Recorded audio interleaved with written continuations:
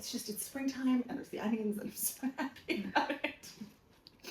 Welcome to the Sunday table, where I take the tricks I've learned from 20 years working in restaurants and make it so that you can throw a dinner party from 4 to 30 and actually still have fun at it.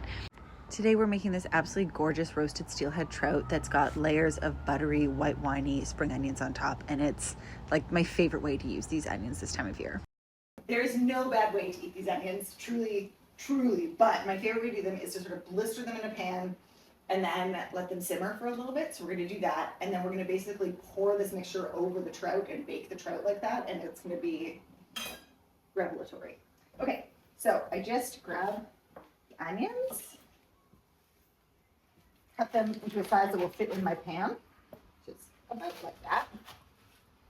These ones I'll leave just like that, and these guys that are a little bit bigger, I will cut in half.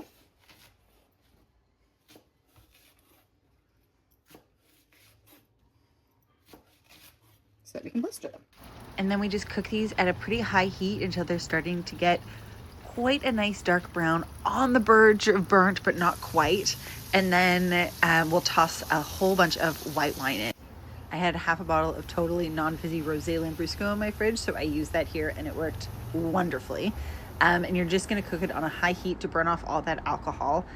And then because I'm making such a big batch today, I'm keeping one pot to just keep adding the onions to, and using the second pot to just keep blistering and then adding in and adding in. I'm gonna add in a little bit of lemon as well, just to get a little bit more brightness, and then a surprising amount of butter. And we're just gonna let this like winey, buttery onion mixture simmer away for about an hour, maybe two. Don't they just look gorgeous? I'm so excited. Now it's time for me to grab a glass of wine and hang out with my friends.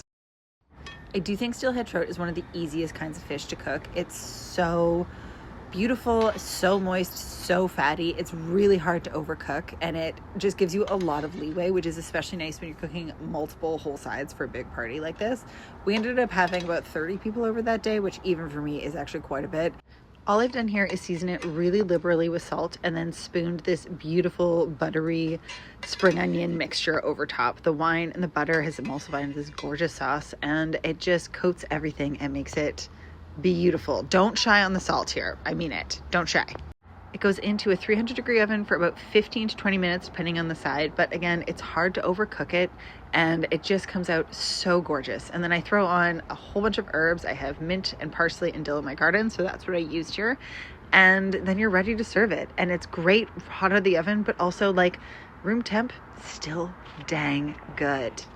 Room temp dishes are my absolute favorite for dinner parties. It just allows you to have a lot more flexibility. And this dish, one side feeds 4 happily, or you can just scale up for multiple courses and have heaps and heaps of trout for every person you know. You get to decide. You get to choose. And then we sit down and we eat. I serve this with this beautiful room temperature rice salad with saffron and buttery almonds and a whole bunch of roasted asparagus. And it was an absolute banger of a meal. I hope you make it soon.